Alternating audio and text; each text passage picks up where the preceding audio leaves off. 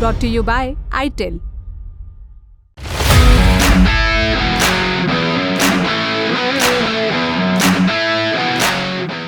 ठंडी बोतल की ढक्कन खुलती है और उस चिर परिचित पॉप की आवाज कानों में पड़ती है। ऊपर से झाग का उफान जो कांच की गिलास के किनारों तक चढ़ता है। खास कड़वाहट जो हॉप और मॉल्ट के मेल से बनती है, इनके मेल से आती है। कुछ ब्रांड्स में आपको सड़े हुए फलों की हल्की मिठास या फिर खटास भी महसूस होगी। फन नाइट पार्टी का जोश, वीकेंड की सुकून भरी शाम या दोस्तों के साथ दिल खोलने वाली बैठकी। ऐसे समय में कुछ ग्लास और उस ग्लास में कोई शीतल पेय आपके हाथों में हो तो ये महज एक ड्रिंक का आनंद लेने से ज़्यादा बड़ी बात बन जाती है। यहाँ हम किसी भी तरीके के अल्कोहल को प्रमोट नहीं कर रहे हैं, बल्कि बरसों से कई कलाकार ऐसे रहे हैं जिनके एक हाथ में कूची तो दूसरे में पैमाना रहा है। लगाव इतना कि न पीने वालों के लिए साहिर लुधियानवी लिख गए हैं कि बेपिए ही शराब से नफरत, ये जहालत नहीं तो फिर क्या है। शराब का अपना एक इतिहास रहा है, लोगों की पसंद नापसंद रही है। जाहिर सी बात है कि इससे सेहत पर बुरा असर पड़ता है, जो हम सबको सनद रहना चाहिए, याद रहना चाहिए। लेकिन शौक को ये कैसे समझाएं? खैर, आज बात शराब के इसी इतिहास पर करेंगे। नमस्कार, मेरा नाम है अभिषेक। आप देख रहे हैं ऐतिहासिक किस्से कहानियों से जुड़ा हमारा रोजाना का कार्यक्रम तारीख। शराब हमारे बीच कब आई? बताया जाता है कि 3500 से 2900 ईसा पूर्व पहले वैदिक साहित्य के मुताबिक भारत में बियर यानी कि सुरा का इतिहास 1500 ईसा पूर्व का है। फर्मेंटेड जौ, फलों, मसाले, चावल के पानी से बनाए जाने वाली विधि आज भी इस्तेमाल होती है, लेकिन इसका एडवांस फॉर्म यानी कि मॉडर्न बियर लाने वाले थे ब्रिटिशर्स करीब 700 के दशक में। ज़्यादातर बियर अब मॉल्टेड जौ, हॉप्स, खमीर और पानी से बनाई जाती हैं। बियर को लेकर तमाम लोगों की दीवानगी कुछ ऐसी रही है कि अगर सिर्फ भारत की ही बात करें तो यहाँ प्रति व्यक्ति शराब की खपत 2024 और 2029 के बीच कुल 0.1 लीटर तक लगातार बढ़ने का अनुमान है। यानी कि 2029 में यह आंकड़ा 5.05 लीटर तक पहुंचने का अनुमान है। माने भारत में बियर कंज्यूम करने वाला शख्स औसतन प्रतिवर्ष 5.05 लीटर शराब कंज्यूम करेगा। ये डेटा स्टैटिस्टा डेटाबेस की रिपोर्ट से आया है। इतनी शराब प्रोड्यूस कौन करता है? इसका जवाब है नाम यूनाइटेड ब्रूवरीज लिमिटेड। ये कुछ प्रमुख उत्पादकों में से, बियर उत्पादकों में से एक है। अप्रैल 2024 तक कंपनी रोजाना 3,60,000 लीटर का प्रोडक्शन कर रही थी। अभी आंकड़ा बढ़ भी चुका होगा। भारत में 60% बियर की मैन्युफैक्चरिंग इसी ग्रुप के हाथों में है। 60% मार्केट पर कब्जा करने वाली इस कंपनी की कहानी भी कम रंगीन नहीं है, जिसके चेयरमैन कभी विजय माल्या हुआ करते थे। दिवालिया होने के बाद जब वो भारत से भागे, इसके बाद भी दबदबा कैसे बना रहा, ग्लैमर, रुतबा, हनक बनने, बिगड़ने से दोबारा उठने तक सब कुछ आज जानेंगे। तो कहानी यह है साथियों कि 1857 वो साल था जब भारत में ब्रिटिश शासन के खिलाफ खुलकर पहला विद्रोह चल रहा था। ब्रिटेन की ईस्ट इंडिया कंपनी की सेवा में भारतीय सैनिकों की बगावत से उत्तरी छोर धधक रहा था। वहीं दूसरी ओर इसी समय स्कॉटलैंड के बिजनेसमैन थॉमस लीशमैन को दक्षिण भारत में बड़ा स्कोप नजर आ रहा था, बियर का स्कोप। दरअसल ब्रिटेन से बियर भारत लाने में 6 महीने का समय लगता था। उत्तरी अटलांटिक की ठंडक से इसे भूमध्य रेखा की गर्मी तक के तापमान में भारी उतार चढ़ाव बियर की क्वालिटी को खराब कर देते थे।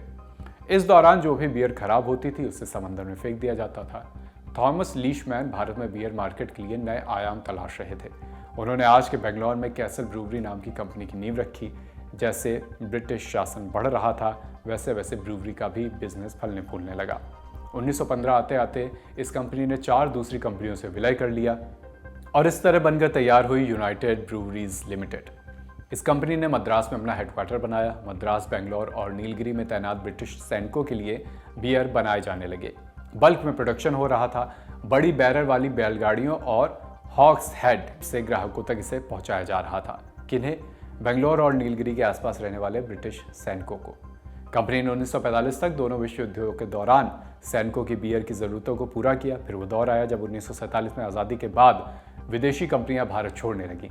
अब यूनाइटेड ब्रूवरीज लिमिटेड भी बुरिया बिस्तर समेट ही रही थी कि एक शख्स आगे आता है।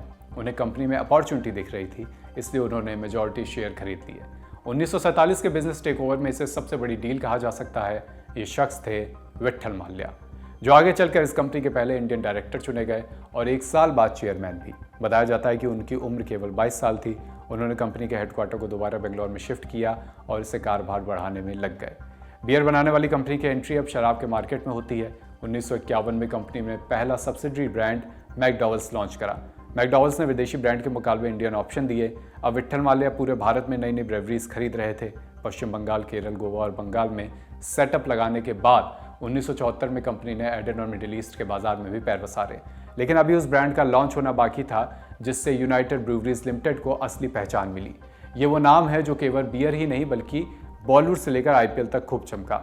1978 में यूनाइटेड ब्रूवरीज लिमिटेड के बैनर तले कंपनी अपने सबसे प्रीमियम ब्रांड को लॉन्च करती है, किंगफिशर, एक ऐसी चिड़िया से इंस्पायर नाम जो पेशेंस, स्पीड और पीस को सिंबलाइज करती है। ब्रांड की पहली बॉटल का नाम किंगफिशर प्रीमियम। आगे 1981 में किंगफिशर ने कैंस भी लॉन्च करे। आज इसके 19 अल्कोहल ब्रांड और 4 नॉन अल्कोहलिक ब्रांड्स मौजूद हैं बाजार में। इन घटनाक्रमों के करीब 5 साल बाद विट्ठल माल्या की मौत हो गई और कंपनी की बागडोर आ गई उनके बेटे विजय माल्या के हाथों में। किंग ऑफ गुड टाइम्स इस टैगलाइन के साथ किंगफिशर की लाइफ स्टाइल एक बड़े स्तर पर चर्चित रही, पॉपुलर हुई। तो आपने जाना कि ब्रिटिश एरा में एक जो उस समय की जटिल व्यवस्था थी कि दूसरे देश से यहाँ तक, एशिया तक और विशेषकर भारत और आसपास के देशों तक बियर जैसे चीज़ें कैसे लाई जाएंगी, शराब जैसी चीज़ें कैसे लाई जाएंगी, इसको लेकर उस समय एक जटिल व्यवस्था थी जिसको आसान बनाने के लिए एक अपॉर्चुनिटी इसमें खोजी गई और उस अपॉर्चुनिटी ने एक बड़ा बिजनेस खड़ा करा, बड़ी संभावनाएं खोली और वहाँ से लेकर आपने किंगफिशर जैसा बड़ा ब्रांड बनने और भारत में बियर की किस तरह से सेल बढ़ी, इसके बारे में आपने जानकारियां जानी। अब सवाल था कि जब किंगफिशर आगे चलकर बड़े विवादों में फंसी कंपनी और विजय माल्या भी अलग अलग फ्रॉड में उनका नाम आया, आरोप लगे और उन्हें भारत छोड़कर चले गए, इसके बाद इस कंपनी का क्या हुआ? यहाँ एंट्री होती है डच कंपनी हेनिकेन की, जिसने मास्टर प्लान खेला। कंपनी ने किंगफिशर की पेरेंट कंपनी यूबीएल में स्टेक्स लिए थे। 2016 में जब माल्या देश छोड़कर भागे तो मौका पर हेनिकेन ने कंपनी में अपने स्टेक को और बढ़ाया, भले बड़े ही सिस्टमैटिक तरीके से। आखिरकार 2021 में हेनिकेन का हिस्सा 61.5% हो गया, यानी कि यूबीएल कंपनी के बड़े हिस्से का कंट्रोल अब हेनिकेन के हाथों में आ गया। आज भारत में बियर बेचने वाले करीब 89,763 आउटलेट्स में से हर एक यूनाइटेड ब्रूवरीज का कम से कम एक ब्रांड बेचता है। यूबीएल अब डच कंपनी बन गई है, हेडक्वार्टर बेंगलोर में है लेकिन मैनेज एम्स्टर्डम से होता है। ये तमाम कहानियाँ थीं कि भारत में और अलग अलग हिस्सों में भी देश के कैसे शराब की लोकप्रियता, शराब का प्रचलन बढ़ा और इसके अलग अलग ब्रांड्स कैसे पैर पसारते रहे।